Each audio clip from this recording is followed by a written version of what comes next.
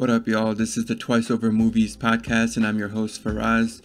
Today we are back with our discussion on Tenet. Usually we do previews on Mondays, but Tenet got us all inverted. I don't think that makes sense. Anyway, this will contain spoilers, so if you have not watched the movie, listen to our spoiler-free preview first.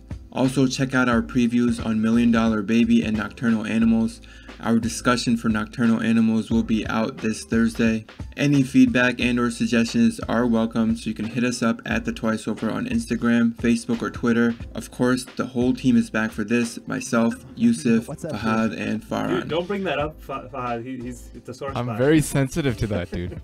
Oh, okay. So at like 1:50 or 1:55, I was like, Farhan's still going to be sleeping. I'm going to... That's funny. At 12:55, I've been awake since 8 a.m. I just don't check WhatsApp. Oh, okay. Text me if you ever need to get in touch with me. Just text me. Yeah, that's what I eventually did. Yeah, and I responded within a minute. Yeah. Do you guys remember when the lady scientist is explaining the inverted bullets concept? Yeah. And the protagonist is not getting it? Yeah. She ends up reading off this line. She's like, don't try to understand it, just try to feel it. Yeah. That's the whole movie. Yeah, I think that's Nolan telling us, just like, turn off your brains and just like enjoy it. That's him being like, this is my whole career. Just don't try to understand it, just feel it, okay? Yeah, he's like, I did the thinking for you. Just sit back and relax. Yeah, he didn't really do the thinking though. He's like, I did some thinking, and that should be enough, right? Give me some credit. I did some thinking. I didn't have to do all of the thinking. I did some of it. This hatred of Anyways. Nolan. No. It's not hatred. It's more like framing it. It's 100% hatred. Really, when I heard that line, and then he pointed it out too, and he's like, okay, so I guess we should use that to try to like better enjoy this movie, right? No, that's 100% true, because Nolan does that a lot within his dialogue, is he's talking to the audience. Yeah. Okay, that's true, but never does he say, turn off your brain. I don't want you to like enjoy the intricacies I'm of just this taking movie. it to the extreme. I'm just taking it to the He extreme. doesn't. I'm just kind of saying this to troll. I'm just trolling my God. this. And obviously it's working so well. It is. I have to... Oh my God. You make my life so much more stressful. Listen, man, you gave me crap for telling me that I was asleep. Hey, good morning, by the way, since it's, bright and early 1:30 p.m. here. Yeah. Are you even awake, or did you just like sleep with the podcast mic like hanging? Wait, above is this your not? bed? Am I not in a dream in Inception? Is Yeah. this not? This is part of that. Yes, you're watching a Christopher Nolan movie inside a dream. Aren't we inverted? Oh, really? He's speaking normally. You just gotta listen to it backward. Anyways. Yeah, exactly. So obviously we know that this plot is very confusing for anyone who's watched it, especially if you've only watched it once. So we're just gonna get started with going over what the general plot points were, the general story, and we'll obviously dive into greater detail, but I think it's a good starting point to understand how the story progressed in both directions, which is really one direction, because it's all happening at once. Mm-hmm. It's one timeline, right? It's one parallel, or there is no parallel universe. It's one universe. It's one universe, but with the why don't we get into it? What are the mechanics? Let's talk about the mechanics of it. Yusuf, you want to go through this one? Mechanics or the plot first? Well, let's talk about the mechanics, and it might help us better understand the plot. What do you guys think? I think that's a good point. So, a sci-fi movie like this, we have to set up how whatever the sci-fi concept is, how it works, right? And time travel is a common one, and there are plenty of time travel movies that all take a different turn on how time travel actually works. What we have in this one is what we would call, often called, paradoxical time travel, or a bootstrap paradox, right? And the idea is that whatever the characters are doing, however they try to affect their previous life, or the world at large in the past, nothing actually changes. Everything that they're doing leads to the events as they already experience them, and so they are in a paradox because they try to go back and change things, but they only end up causing the things that they were trying to change. And I think this is a perfect encapsulation of that concept in this movie, because that's exactly what the protagonist, by the way, I hate that he doesn't have a name, but we can call him John, I think, for the purposes of the For episode. John, let's call him John. All right. Hey, That's John. his actor's name. Yeah, so that's what John is doing, right? He is experiencing event after event and trying to prevent some sort of calamity. But as it turns out, he's the one who actually sets himself on this quest, right? A future version of himself, has already traveled back and founded Tenet, this organization that is, dedicated to preventing inversion of the entire world. And so by that notion, we already know that he's succeeded because the world isn't over already, because he's already come back to found the organization that will fix it, right? So and he has that realization himself. He does, yes. At one point in the movie. Right, because he realizes that, he actually says it out loud that, I'm the protagonist and my story isn't over. It's only halfway there, right?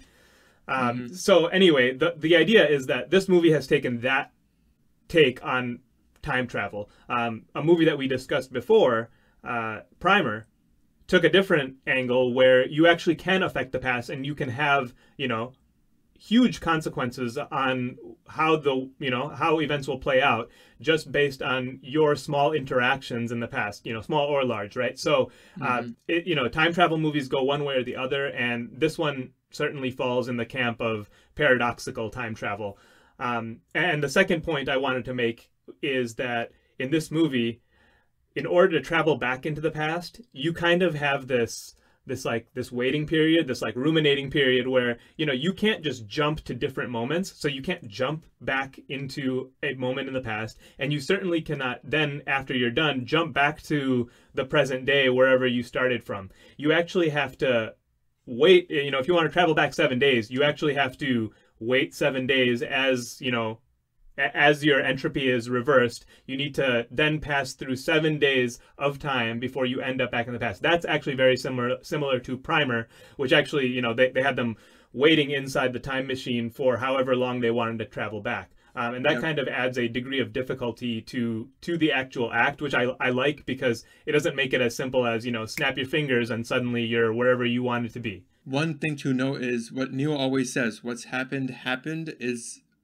very important to understanding where this is going, what the story is. Like they're not changing the events as they unfold. We're just experiencing it, what happened. Really, that's what we're experiencing as moviegoers. We're not seeing them change anything from where they ended up, I think. I think that's right. And the only thing is that we can't know that going into the movie, because we don't know what type of, we don't know how time travel works in this particular universe until we see it play out.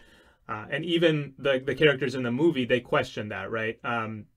You see Neil and John, the protagonist, have a discussion about, can we affect the past? And Neil kind of lays out that, honestly, I don't know, because we could be affecting the past, or we could not be. We may just be launching into a parallel timeline that we are affecting.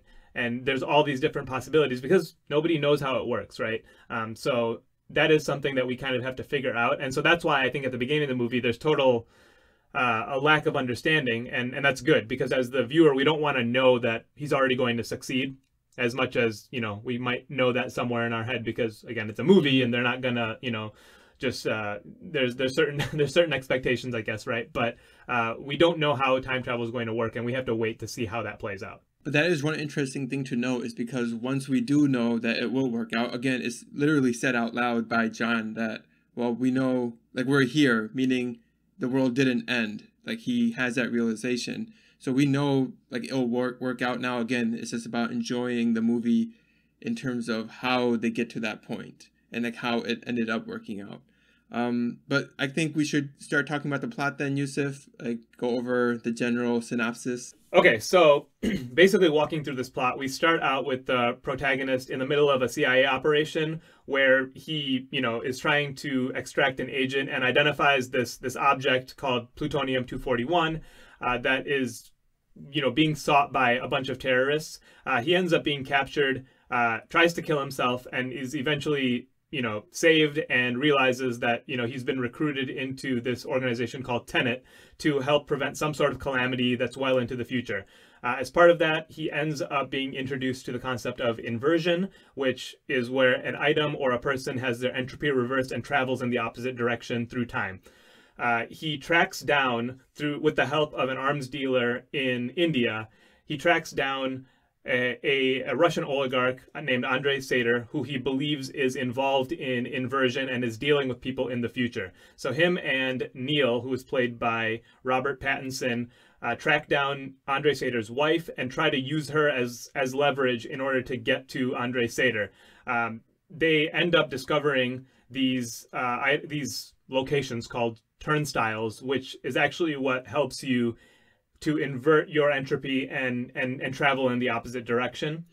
And soon after, they realize that Andrei Sater is actually, he's basically looking for plutonium-241, which was the same item that was present in the opera attack, and he's trying to use it in order to essentially destruct the world by reversing the entropy of the entire world by completing the algorithm, which is plutonium-241 and several other similar components that were invented far into the future and separated into different components in order to prevent them from falling into the wrong hands.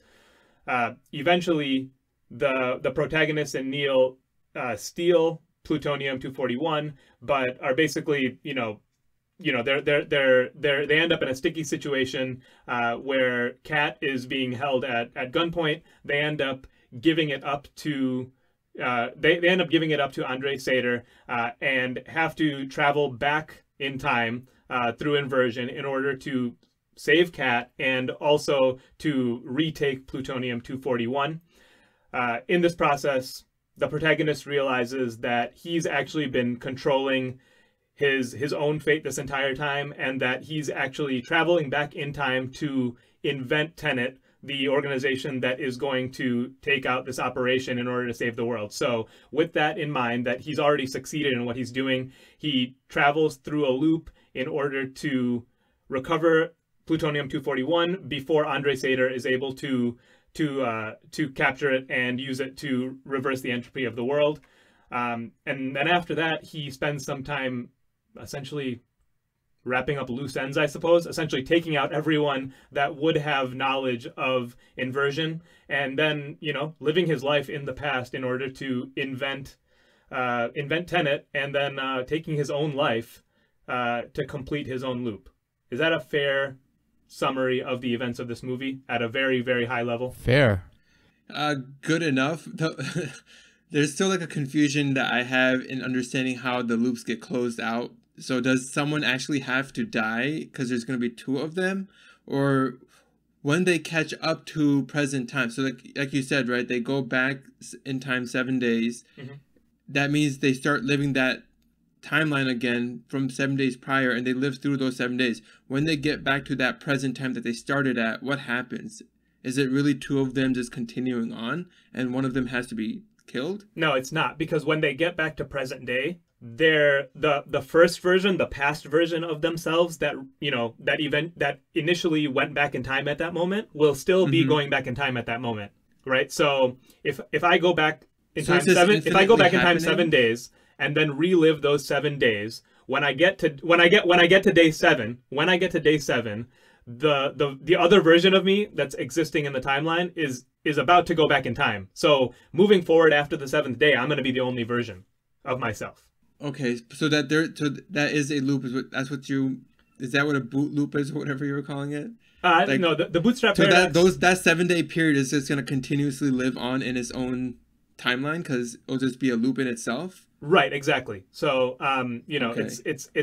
It's similar to what we saw in Primer, right? They go back in time, and then by the time they get back to present day, they actually, they see themselves going into the time machine and going back. So then they don't have to worry about a second version of themselves being out there after that point. However, in that period of time where there's two versions of themselves, they have to be very careful not to interact with themselves. Paths, yeah. Same thing here, and they actually lay that out, that interacting with yourself in the past can have dire consequences. We don't really know what those are, but I think that's kind of a They mention annihilation. annihilation, exactly. So I mean, that's something that's kind of I would call that canon for time travel. You see that in a lot of works that, you know, touching yourself or interacting with yourself can cause, you know, the world to stop, or your being to go out of existence. So they don't go into detail in that, and I think that's fine because that's so well established in the time travel genre. I have a question about how did the protagonist not annihilate himself when they were in contact with each other fighting? One is inverted, one is going forward at the same time, like at the Oslo Freeport. That's right. So this was something that was kind of odd, where right after they invert in the first turnstile, right? So the first time they actually invert themselves, and they head back in that direction towards the incident at Oslo Airport. I can't remember who it was that tells the protagonist, like, here, you gotta put on this suit because, like, you essentially want to cover your entire body so that you're not going to be in contact with anything directly in the world, especially yourself. And he says, like, no, I don't need it. And kind of moves on. But then you do see him putting it on before they end up actually going into the airport. So Yeah. I think he realizes by that point that, wow, we're going back to the airport and I know who's in there. It's me and Neil. So I think he has that realization by that point that I actually do need to protect myself because I'm about to go into a fight with myself. And he's only realized that as he's going into this incident from the opposite direction. Hang on a second, though. So the clothes he wears in his reversed self, those, if you're looking at it from a science point, it shouldn't matter whether the thing is living or not. The atoms in the clothes, they're also inverted, or they're in reverse entropy, or whatever this film's language is. So when it comes to clothes come into contact with each other, those things should be annihilated as well. So there's a little bit of a lack of a consistency there. Well, that's not true though, right? Because if you think about it, he's not wearing the same clothes in the previous version of himself that he is now, right? He's put on a different outfit. So if you're saying, I guess basically the point you're making is that if a pair of pants came into contact with a future version of the same pair of pants, they would annihilate the pants, right? Yeah. But they're wearing different clothes in the future. Like John David Washington in the past is wearing different clothes than he is in the future. So so I can accept those that. are different outfits, right? I can accept On the other hand, if he were to make contact with himself, there's only one version of himself, it would annihilate him. I guess that's the technical explanation. Good defense, Yusuf. Good defense. I think it's a very good nuanced example, right? The pants. I think we can. This is a world-class discussion. Time traveling pants would be a huge issue. The sisterhood of the time traveling pants would even better. Oh, buddy, that's gonna be a good spin-off movie one day. All right, so we've kind of discussed the mechanics. We've discussed the general plot. Again, like we've mentioned before, this movie is very heavily story-driven. That's, I guess, one of the positive aspects. Now, like, how do we enjoy this kind of plot, really? Like, is it feasible to expect an audience to enjoy the plot if they're not getting it? So can you give us what our overall scores were for this movie? I just want to kind of get an idea about where we're all at on this as a whole film. It's a 72 if you're weighting the aesthetics and the narrative high. It's 67 if you're going with writing and themes. I don't think that I thought that was a very strong part of this movie. The plot is great if you have the time and probably the number of viewings to actually break this all down, but it's a little bit too complex to really enjoy it on the first go. And that is an issue. That's a huge issue. I think, you know, the complexity is great, but it still has to be digestible, and it just fell too far afield of that.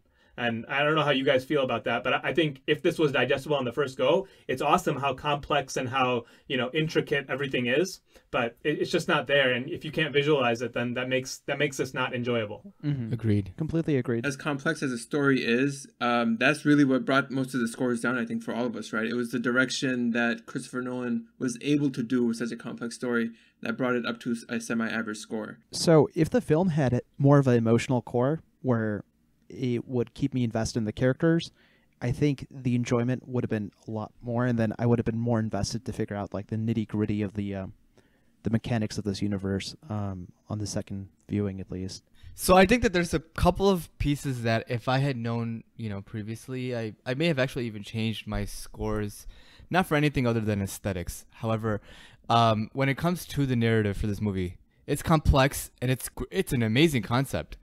But there's a lot of things that are amazing concept. When you try to put it in a movie, the trick is making it, what are my two things, is either making it art or making it entertaining. And I think we all just agreed, we were just confused more than entertained. I was entertained. Outside of the aesthetics. Sure. Plot-wise, story-wise, none of us were like, well, that's okay. I mean, that was great. We were all just collectively like, okay, we're going to have to watch this. Not only do we have to watch this again, it's just we were just confused. So it wasn't entertaining. You can argue that it's artful, but I think it's really, really hard to do what Christopher Nolan tried to do in this movie. Given we don't know, I don't know off the top of my head how long it took them to film. I do think probably with more time and maybe with more, I don't know, more focus on the little things to make it more clear, this would have been a much better movie narratively. But it just ends up being confusing because even just going through the plot, I'm still a little bit, to be honest with you, I'm still pretty confused. I think there is a lot to still discuss there, right? Because, I mean, we can get into more fine details about what's going on in each scene and particularly which scenes in our experience are already being influenced by somebody coming back in the opposite direction. I think that's kind of key here. So I think that is something that we should get into a little bit, but go ahead, Faraz. I was going to say, there is a general feeling that Fahad presented about the emotional attachment. There's a paradox that we're dealing with here. The whole Tenet concept is built around secrecy, right? So like they can't give us characters with like very elaborate backstories and understanding what the relationships are between each of these characters.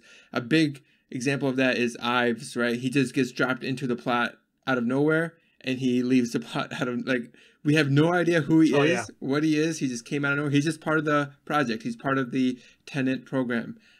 Who's Ives again? Ives is the military soldier, led the red team with the protagonist. Okay.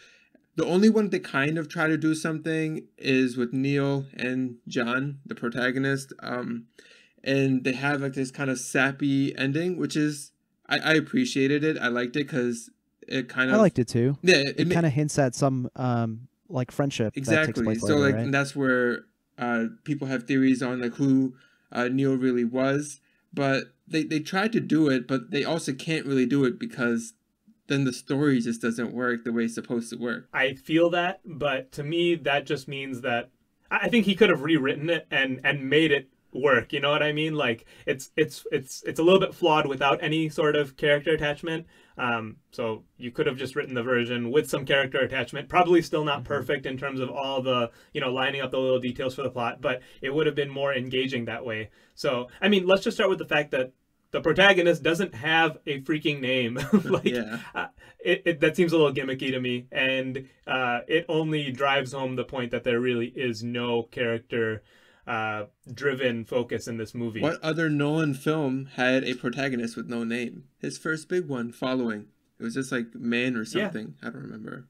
Right. And think about what a tight story that is. It's very simple to follow. And I think that's kind of the other thing that was an issue here. The amount of sprawl that this plot has. I mean, how do we get from, this opera scene to like the world ceasing to exist and needing to stop that and not having much detail on how that is going to come about? It seemed like it went too far. If I were to compare this to, again, one of my favorites, Inception, that movie is focused on two things. One, there is this rich guy who owns an energy company who is trying to take down another energy company. That's really what their goal is in performing Inception. So that is kind of a discrete plot point that you can follow versus that, compare that to the world's going to end if we don't complete this mission. It's so far afield. And then the second thing is that Leonardo DiCaprio's character is haunted by his wife and the fact that he can't even visualize his children's faces anymore because it's been so long since he's seen them. Those are the things that drive that movie. You don't have any of that here. And so you go from like, yeah, we got to find this little box. And if we don't find this box, then the world's going to cease to exist. The world ending wasn't the consequence. If it was something like just, you know, closer and something that you could feel more and understand more within the scope of the characters and their stories, I just feel like this would have been a tighter plot and it would have made more sense, and you wouldn't have such sprawl that was really affecting my ability to follow everything. Well, let's get into why the world is even going to end, right? This is probably the laziest part of the writing for me, is that you have... You said it, yeah. Sator is dying from a type of cancer, and he wants to end the world with him, pretty much. Like, that's his motive. Like, yo, I'm dying, so no one can live. If he can't have it, exactly. They try... So the word you use, lazy, that is a very apt description for that whole concept. And I think, I mean, they couldn't find a way to like Yusuf said, it's a pretty drastic thing that they're trying to do, is save the entire world, and they couldn't find like it's a stretch. It's such a stretch. They couldn't find a complex enough motive to, I guess, support it. So they go with this very, very basic one, which I did not like at all. I thought it was just pretty stupid, laughable even. So Sator, right?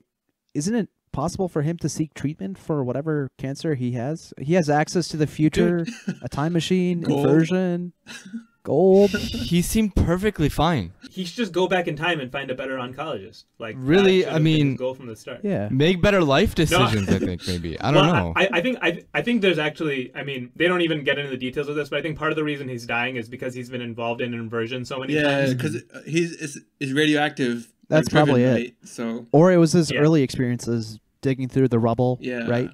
Right, and he can't stop any of that because it's already in motion by the time he realizes what's going on. Right. So, and because it's paradoxical universe again, he can't actually affect anything in the past. Anything he does is just going to cause what's already happened. So, you know, he's stuck. Whether he realizes that or not, you know, all he can do is you know, act on his instincts and his emotion. And instincts is actually a big part of this movie, right? They mentioned that several times. That, like, first of all, you know, Sator has instincts that he's following, but also instinct is what can carry you through inversion, right?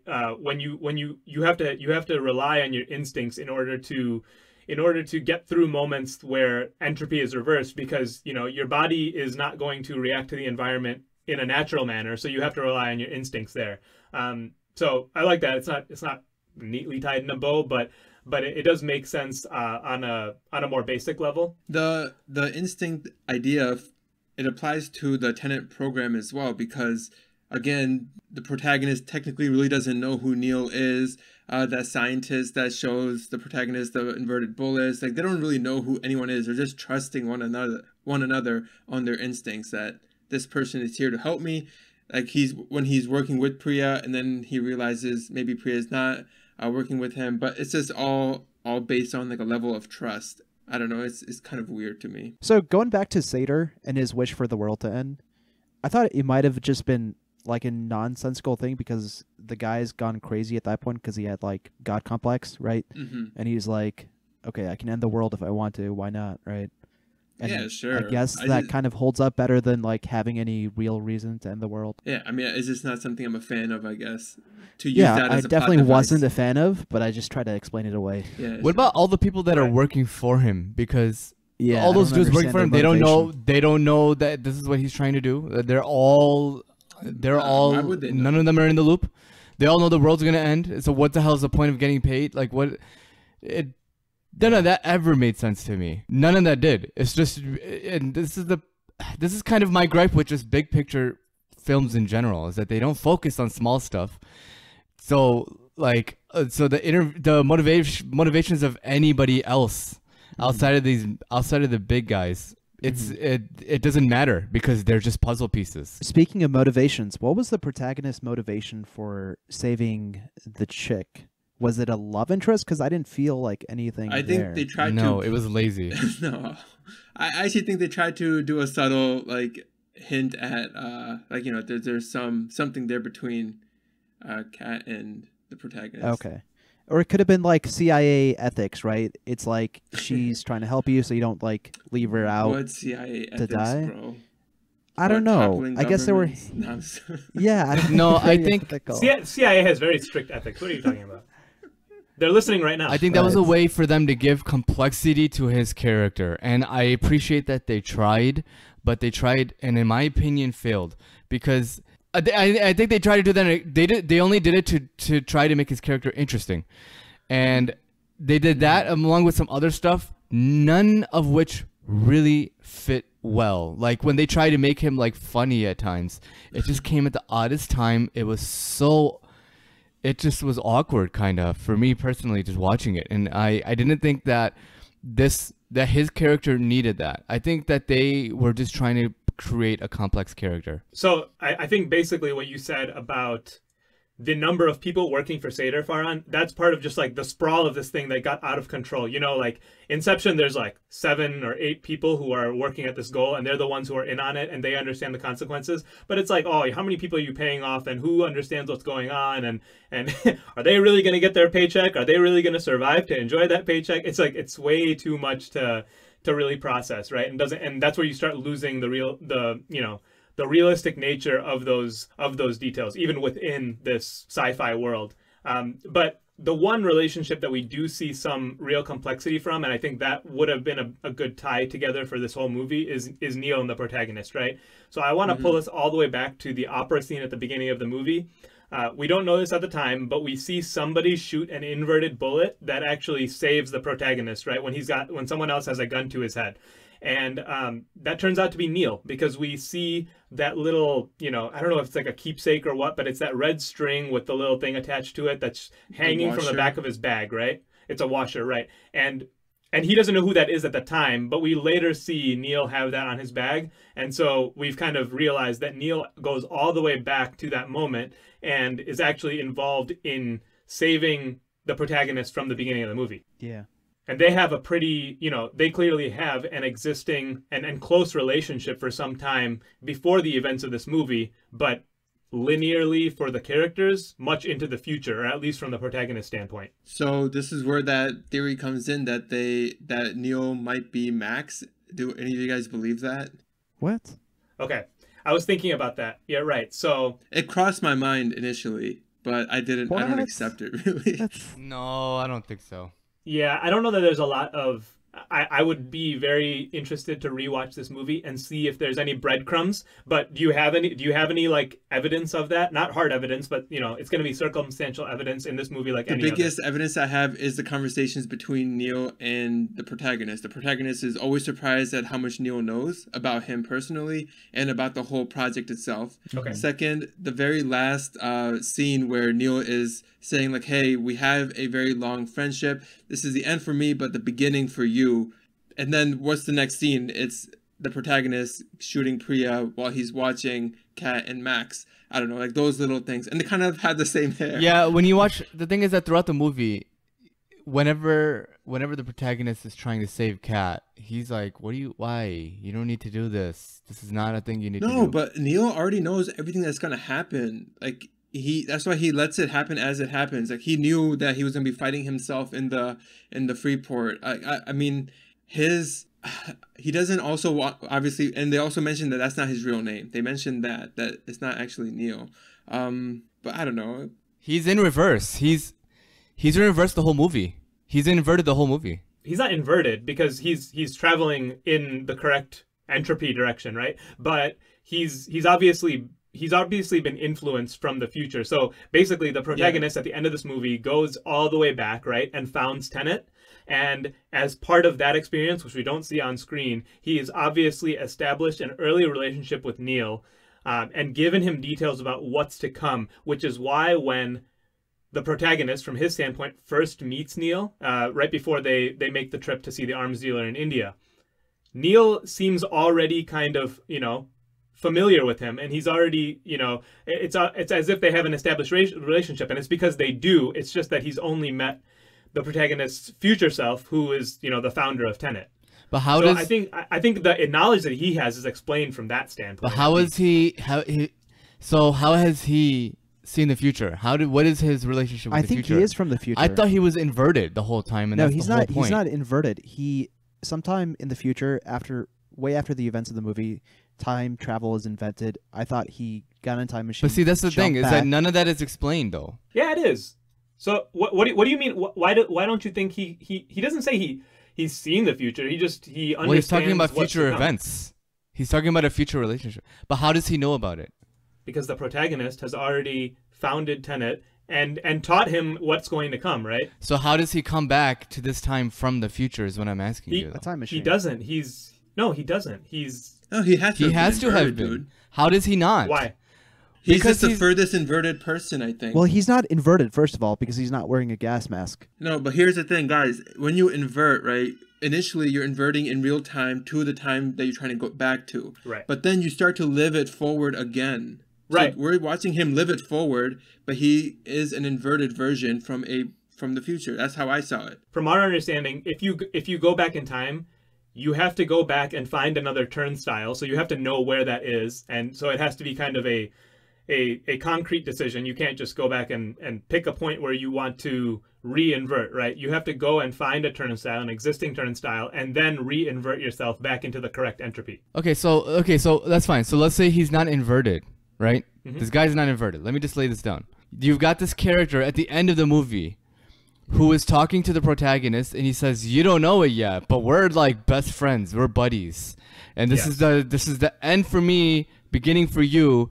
How does he have knowledge of that happening? You're saying because the protagonist told him, correct? In the future, they had this relationship. The protagonist told him all this stuff needs to happen, correct? I'm saying yes. The protagonist went back and founded Tenet, Right. And so he already has that friendship that he's never, let this version of the protagonist in on. And now he's telling him, like, actually, there's so much more that you're about to do in the past in founding this whole organization, and you're about to experience all of that. But for me, this is the end. In the past. Yes.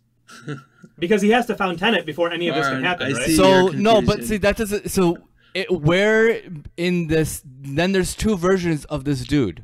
So that's what I'm just getting caught up on, and I'm just being which confused. dude?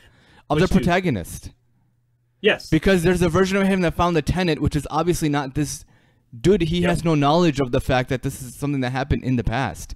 I thought this was something that happened in the future, where he founded this No. organization to go back into the past to fix all this stuff. No. He goes back in the past and founds it, and that's where they first meet. And so there are two versions of the protagonist at that moment in the past. One who's the normal version that we've been watching since the start of the movie, and the one who is kind of finishing the movie by founding the organization, right? So and that one is living in the shadows the entire time. So that's why we don't really see them, because he's obviously aware of the fact that he can't really be outwardly in the world, so he works in the background. That's how he founds the secret organization. None of that is detailed, though. I think that this is just conjecture.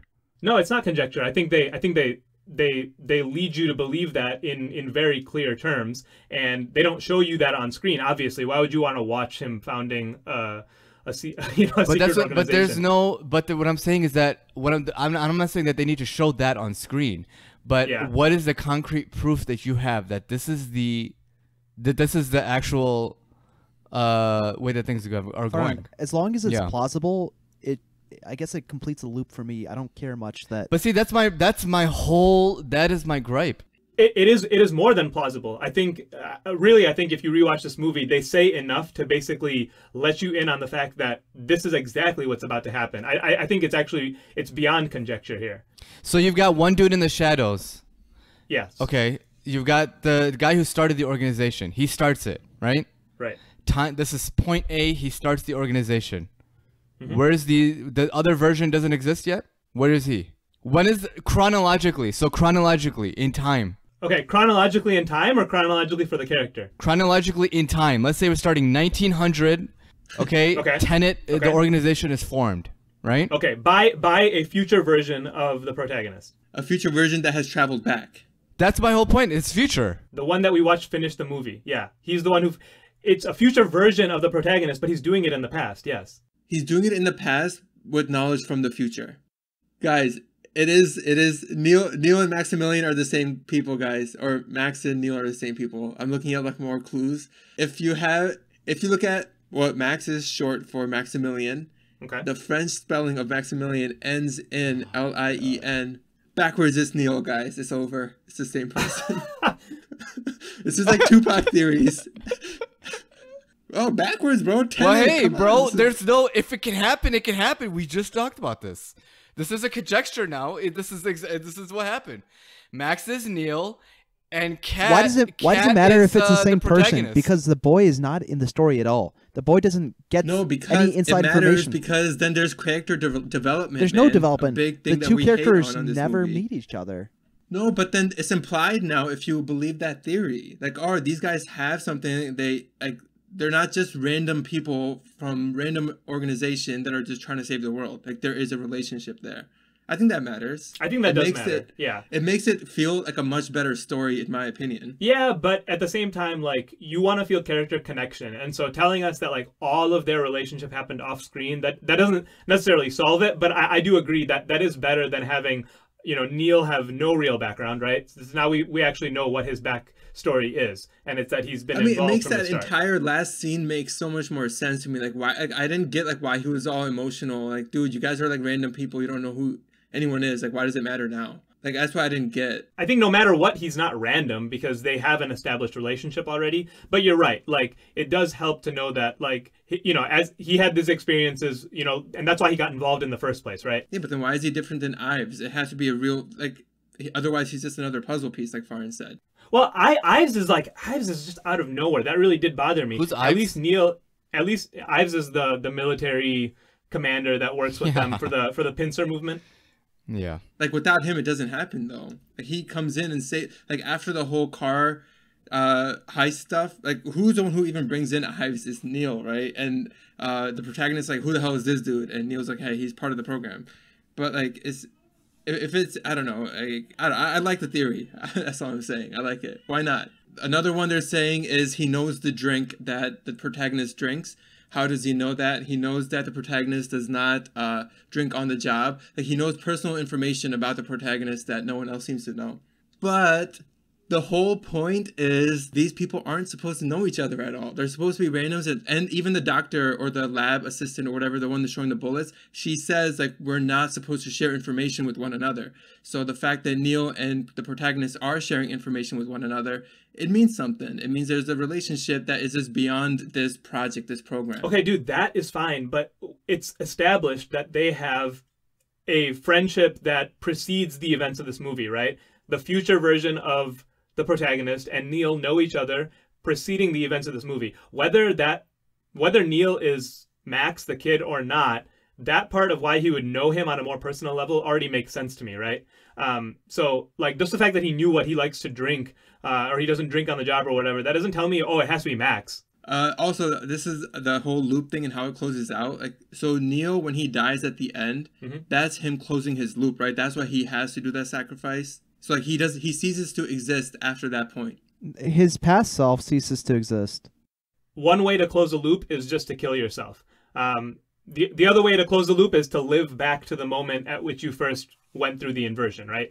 And so I think that's kind of another point where, you know, the protagonist, he could have said something in that moment, right? He could have said, like, no, like, I've already seen your dead body down there, right? Because he does. He sees the soldier on the floor with that little red string with the washer on the floor. And so he could have said something there, right? But he chooses not to. He says, do you have to do it? Because he knows what the ending is. He knows that he's going to go die. He says, you have to do this. And he knows that he has to let it happen, right? And so he lets him, you know, go to his death. But I mean, the broader point in terms of, are you talking about the mechanics, basically? You're saying he has to kill himself, otherwise, like, this process doesn't work? Yeah, pretty much. So, like, because I think if you live back to the, and we see people do this, if you live back to the moment at which you went through inversion, then again, like, you're the only version of yourself living from beyond that point.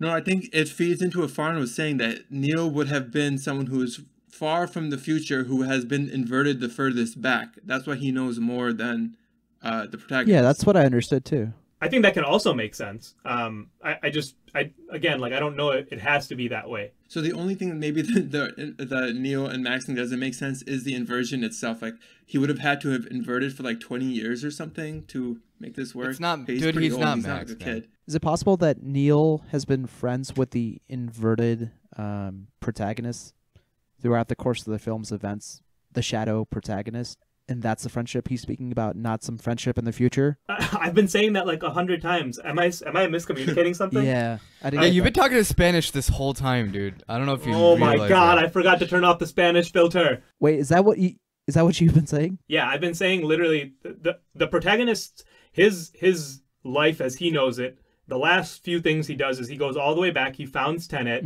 he interacts with Neil, he establishes this friendship, he provides hella information to him about what's about to happen, and then eventually I think he ends his loop by taking his life, although we don't know what he does after that. I mean, he presumably takes his life, but that part we don't know for sure.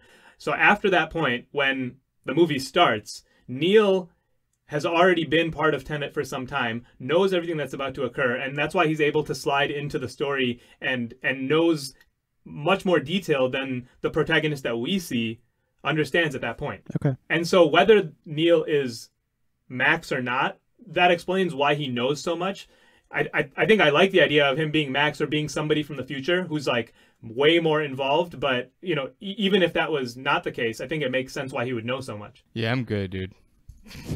See, like, the thing is, like, I have no intention to, like, keep watching this to understand those None. mechanics, because, again, I don't think, maybe outside of Yusuf, none of us are those kind of movie people. But him, if it is, like, the Max and Neil thing, is the only thing that could make me rewatch it to, again, look for those breadcrumbs to see if there is something over there that would make it a little more of an interesting watch, because then there would be some idea of a character development that we just have to fill in ourselves, but that it was thought about at least. I guess so. I still don't love the idea that you have to watch it a second time to understand the character development, right? That doesn't do so much good. But sure, I mean, at least that adds another layer to the characters that we don't already see, right? Dude, he is not Max, man. That's a if you Fine, believe that he's Max, believe. then like anything can happen in this whole movie. Anything can happen. But that's my This is a point. Is like movie. that's just no, dude. That's So, let me make a point here. Sci-fi tends to like work off of realistic concepts, right? To me, this kind of just like went into a muddy place because they used a lot of science terms incorrectly. Starting with, like, I think we talked about it a little bit before, algorithm referring to a physical object. Yeah. There was also annihilation. So annihilation in physics is when antimatter matter collisions happen. everybody knows They that. produce a large amount of energy. So here it's being used for like something traveling backwards in time and forwards in time. It didn't make sense. And then reverse entropy is another concept that really doesn't make sense.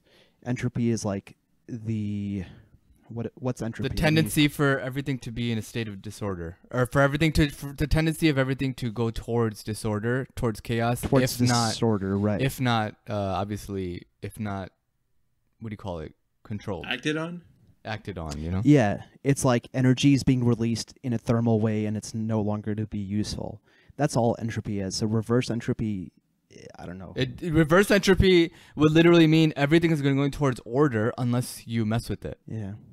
An engineer here gonna pretend to be the expert. I think entropy and reverse entropy makes sense, although it's very difficult to understand based on the description they give. But the example you gave, Fahad, of annihilation, I mean, antimatter colliding with matter, that does line up with what they're showing us, because something that has its entropy reversed or it's traveling in the opposite direction would be antimatter for all intents and purposes. No. Not necessarily. That's not true. That's not what antimatter Yeah. is. Antimatter is exactly matter, but it has like the polarity reversed. It's like protons are negative, electrons are positive. But How would you do that? So when physicists speculate on an antimatter universe, it look exactly like our universe. It's just the polarities are switched with the atoms, with the subatomic particles, but it look exactly the same. Right, and how would you do that? So in this movie, they mentioned that like from the experience of something that's traveling in the opposite direction, everything looks normal and everything feels normal. It's just that it's traveling in the opposite direction. This has actually been backed up with recent findings, actually, of, there's been talk recently of parallel universes that are traveling in the opposite direction, and that's exactly how it would work. Nothing would seem strange to them because they're traveling in the normal timeline for their experience. So I mean, how would you reverse the entropy, or how would you reverse the polarity of a proton? Theoretically, in a matter like a positive, like our universe, to create antimatter, you need to smash atomic particles at very high speeds to create like even the smallest amount of antimatter. And then right. And then to contain the antimatter, to prevent it from being annihilated, you've got to contain it with the magnetic fields and whatnot. And if the power goes off on these magnetic fields, this antimatter particle will collide with the walls of the chamber, and it will annihilate, producing a large amount of energy. So when they mention annihilation, in my mind, when like there's the people traveling in reverse, everything about them is antimatter at that point. So they should annihilate the second they go back. And I don't know. Because everything in the environment is normal matter, is what you're saying, right? Right. So, I mean, I think this is where we're hitting the boundary of science versus science fiction, right? So, I guess the point at which he's inventing here is that you can travel back in time, and the only thing that's going to annihilate you is the exact same matter in its normal entropy, right? So touching yourself is what would annihilate you versus the environment, it wouldn't. I think kind of that's where like we're hitting the boundary of scientific theory versus, science fiction. I'm not even sure if those details are all theoretical or if there's any real studies that's been done at that point. So, again, that's kind of where we're hitting the boundary, and I think I'm okay with that. You know what I mean? The thing that did bother me a lot, the other thing that you mentioned, the algorithm, what the hell? Like, yeah, why is it physical, right? They have the algorithm embodied in a physical construct. I think that part is like, okay, fine. So that thing functions, that thing uses the algorithm, whatever that machine is. But I just didn't like that they throw that term in there and they never really explain it other than saying it's the algorithm. And then there's like 8 other parts to the algorithm that are basically never on screen until, probably one scene. And we don't know where those were or how they were found or anything. Like, it just, why did you have to do 9 different parts instead of like this one concrete part, right? Like they just, again, that was like a point where it's just like they blew up the plot to be much larger and then didn't fill in those gaps. Yeah. Also, at the very end there, when they're in that like little chamber and they have that last piece, is the Sator's guy trying to destroy it or like send it to the future, like send it to Sator? Like, what's he trying to do there? I wasn't even sure. I assumed he was putting all the pieces together and somehow it was supposed to create like a functional machine. That's and what do I'm something. wondering. Like, was he trying to destroy that last piece and like Sator can still continue with his doomsday mission, or he was trying to send that piece to be connected with the rest of the 8 and like then he would be able to do his doomsday mission? Like, I just wasn't sure. No, they had all 9 pieces in that scene, right? That's the thing that Ives is holding at the end. It's like all 9 pieces collected together, and then he ends up splitting it apart between him and Neil and the protagonist, right? So it's already full right there, what we're seeing. Right. I'm not sure how you use it in order to reverse the entropy of the world. Again, they didn't really explain that part. I think at one point actually they did mention that destroying it would trigger some sort of event. So maybe that's how you reverse the entropy of the entire world, is by destroying it. Or maybe there's a way to specifically use it in order to do that. I'm not sure, but I think that is clearly what they were doing in that scene, was they were trying to activate it somehow. There are a few different ways that this movie made sense plot wise. Do you think there's like a concrete way that everyone traveled back in time to kick things off? So I think that there is one concrete explanation of how each of the timelines fit with each other. It's not left up to, or sorry, I should say it wasn't intended to be left up to our imagination to fill in the gaps. Like, that's a very non-Nolan thing to do. Okay. But he didn't do a good enough job of communicating how each of the pieces fit together. I'm sure in his mind, he's got like one way that they all interact in order for the events to play out. But we're not, and if you look at some of his other movies, you can clearly get that out of it. Here, you just can't. So, but I do think that was the intention. Okay, gotcha. Yeah, I was going to say, I probably agree with Yusuf that is probably the intention that there is one concrete explanation, but it's pretty open-ended the way it's presented, so we kind of have to fill in the gaps where we can, and it might be different for every individual. Like when you guys are talking about the antimatter and like matter stuff, like, man, I don't know what you're talking about. I'm just listening to you guys rattle stuff I off. am just a physics nerd, so I just and I feel like Nolan is too. He totally is. He is, totally right? is. Yeah. Because if you watch like his other movies, his other sci-fi movies, like just the one that comes to mind is Interstellar, the amount of detail that he took to make sure that like as much as possible the scientific concepts were properly. Well, he consults people in the field. He doesn't just do it himself. Exactly. And Right, you so- have to. There's no, I mean, because then you're gonna have people like Fahad ripping you apart. You know what I mean? He has to. Well, a lot of movies don't. A lot of movies don't. But my point is that he does place emphasis on that, right? He Right. makes that active decision. So I think the same is the case here, at least in terms of the intention, even if not in the execution. So with Interstellar, they point out that going back in time is impossible. That was like one of the main limitations to everything they were doing, like travel through a wormhole to get to a different spot in the universe. That's perfectly fine. But they resisted breaking like any of the fundamental laws of physics, and that's where like the science consultation paid off. Here, I think they did less of a job in making sure like the science kind of like was fleshed out. I think that's right. And I think for someone who enjoys all those details, that bothers me, right? Because I think those things should be fleshed out. I just don't want to hear the random science terms and then just like assume like, oh, this is how it works, right? Yeah. Like, I like that he does that typically where it's really founded on concrete concepts that are realistic, and then at some point you would take a departure from that. So he should have used fake terms for some of the science stuff that isn't real. Or made it line up better with what is real, which I think he intended to. I don't know. I think Nolan goes through a lot of. There's a lot of Easter eggs all throughout his movies. Any of them, you just pick one, and there's stuff that you will find if you know about it like in advance, and then you look for it and you'll be like, oh snap. And there's a lot of stuff, and I'm like, okay, that's interesting. This is a reference to this. Even the word Tenet is a reference to something. One thing that I thought was pretty interesting was that the score in that battle scene, the last battle scene where there's the two teams, the red team moving forward, the blue team moving backwards, and they're inverted. Whenever the focus is on the blue team, the score is it says the score changes to include a short motif which is also played backwards. I thought that was really cool. And there's a lot of stuff like that, and I wish there was a way for them to tell people like, hey, by the way, when you watch this movie, check out this. You know what I mean? By the way, with the battle scenes, everything was filmed twice. By the way, I need vertice, people see, because then that would have. I didn't know any of that prior to watching it, and so our aesthetic score, my score would change probably. I don't know how drastically, but it would change because there's a lot more complexity involved in just filming it, and one of my biggest things is not being able to see the process, and you don't see that process. We thought it was green scene. We thought it was something like I had no idea what was CGI. going on. CGI.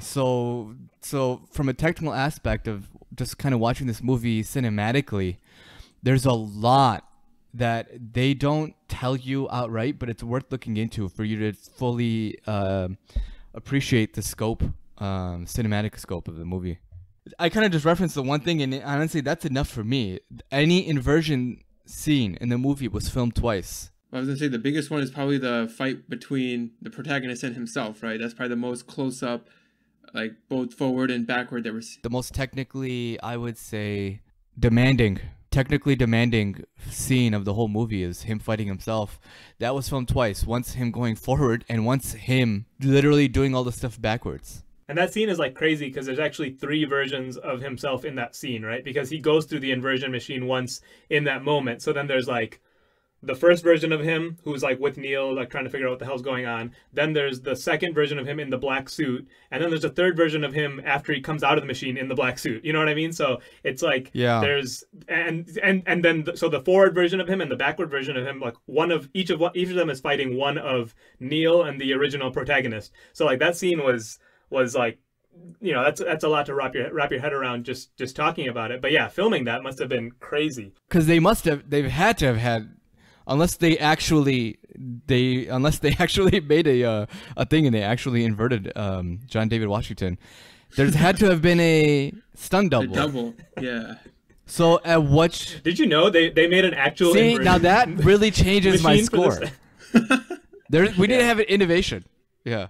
Because creating an inversion machine would have been cheaper than CGI. So that's what they did. Nolan did it. There's like, oh, we'll invent inversion Yeah. and then we'll just film it. And they destroyed the technology, obviously, because they don't want the world to end. Yeah, this movie is actually based on a true story, which is the making of this movie. It's a documentary. Not only did they have to like act backwards, they had to speak backwards in a lot of the movie as well. Sater, Yeah. Yeah. he's Northern Irish in real life, so he had to do a Russian accent, but then he also had to do it backwards. Don't you think they just like played it backwards?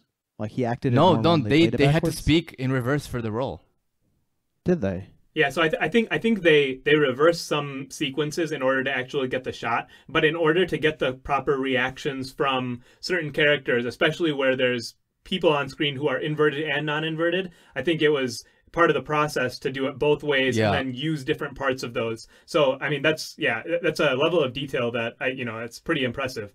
Especially the speaking, that's wild, because I mean I can't even imagine doing that, especially when they're already putting on a fake accent and all of that. And another thing, I mean, the production budget of $205 million, his most expensive film, one of the most expensive films in history. And I think we can see why. There was a lot of set pieces, right? You had the airplane in that the crashing of the airplane scene. You had the well, there was no third green act. screen. There was no green screen, so they had to do Right. everything, in real time. Imagine how many takes. In this entire The movie. entire movie. There was zero green screen. That's wild. Everything is practical That is effects. so wild. I don't remember the last time a movie of this scope. Yeah, not even the last time.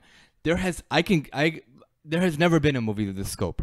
That it was all practical effects. That's mind blowing, actually.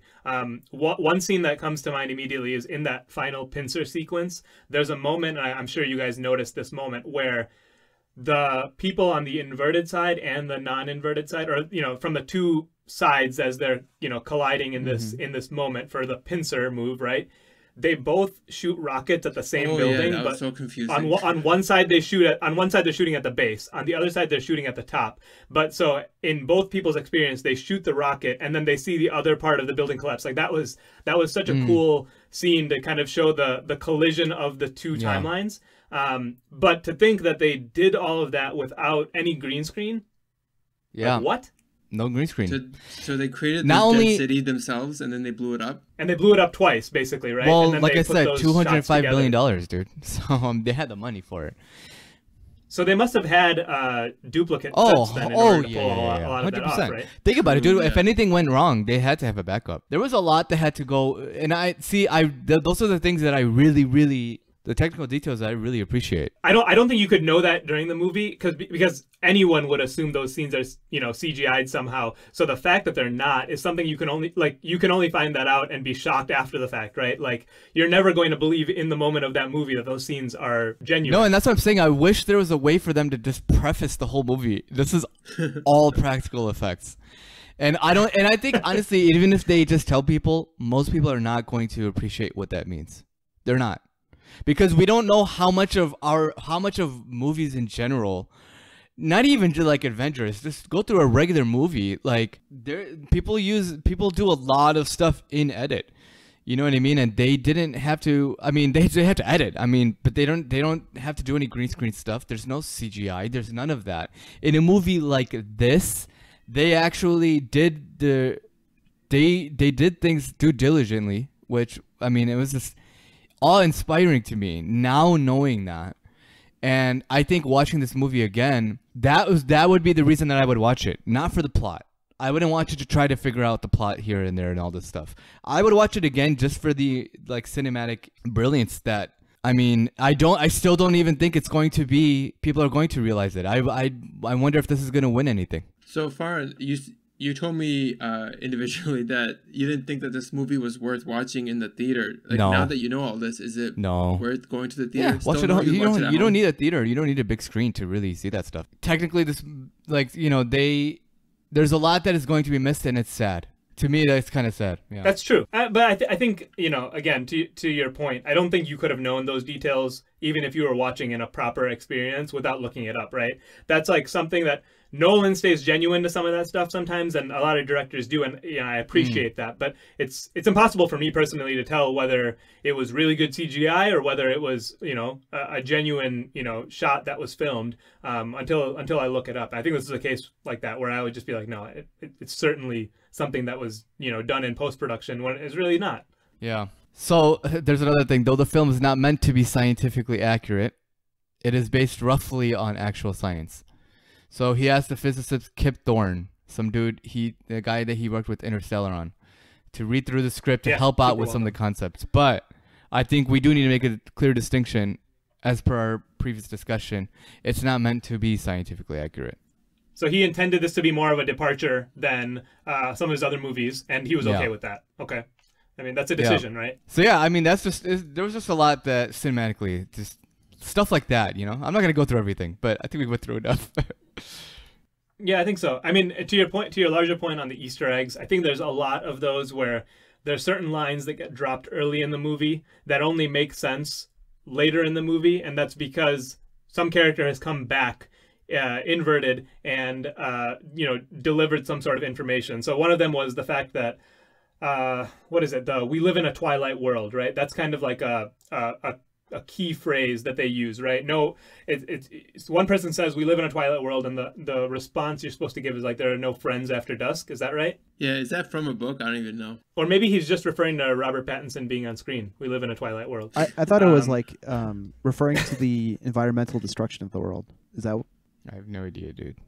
It's not said by the villain's character. Who's it said by? It's said by the members of Tenet, and I think it's more so a reference that we're working in the shadows or something like that. Oh, okay. But again, I haven't even had time to properly process all of that to know. But there's several lines like that. Also, I think Farhan mentioned this earlier too.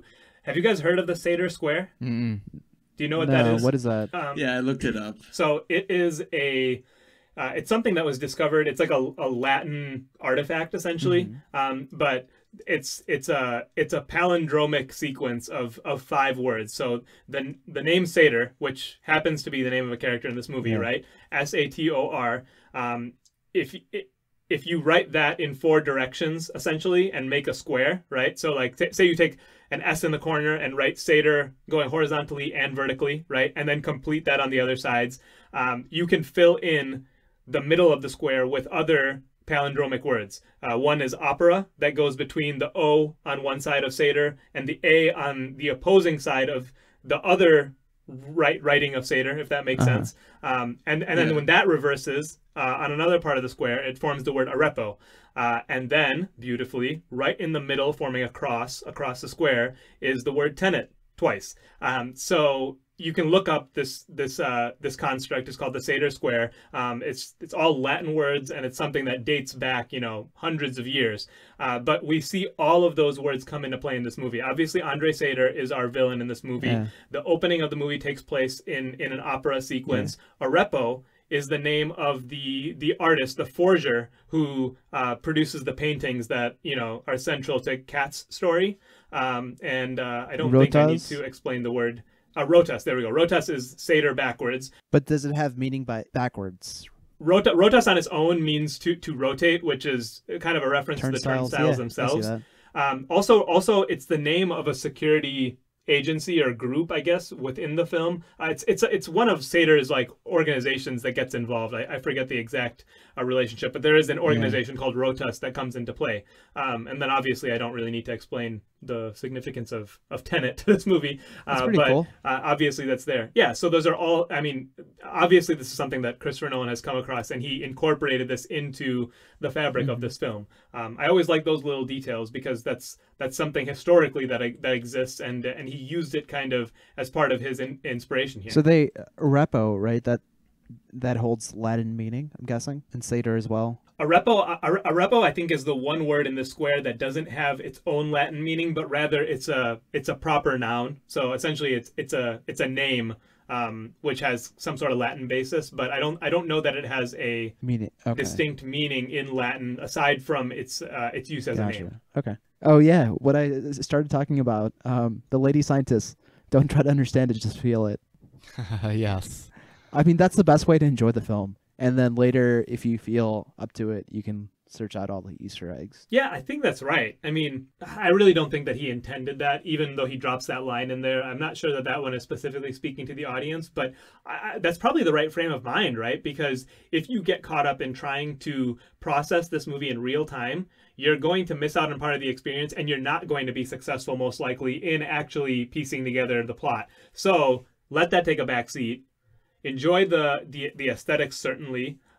Enjoy a lot of the other details that are worked into this film, and you will have time later to kind of piece it together. But certainly doing it on the fly is tough, if not impossible. Yeah, if you're doing it on the fly, then you're ruining your movie experience. Like what Fahad even said, right? He was just trying to listen to the dialogue when you're not meant to be hearing it, Fahad. I don't think that's the case. It was just like, you're supposed to hear the dialogue because it's. I think Yeah, so, I right? mean, there's so much exposition that he wants you to hear because he wants you to understand it, but because he values like the sound and the orchestra or whatever music pieces, it gets blurry. Yeah. I did love some of the music pieces, though. Yeah, the music was excellent. It's just the level, right? I don't know if we talked about that enough. It was really critical to kind of my experience, I think. Again, if you're just looking at it from the process of enjoying the movie from start to finish and being able to kind of get lost in the tone and the mood and the progression of this movie, I think that was really crucial to it. And I think it did hit the right notes from that standpoint, certainly for me. Yeah, same here. Yeah, same. I agree. It's really what made my theater experience a good experience. I enjoyed it. All right, guys. Cool. All right, then. All right, guys, I guess that would wrap up our discussion for Tenet. Quite a movie. Different perspectives, different ideas. A lot to talk about, really, and we can't really get into everything. One, because we don't understand everything.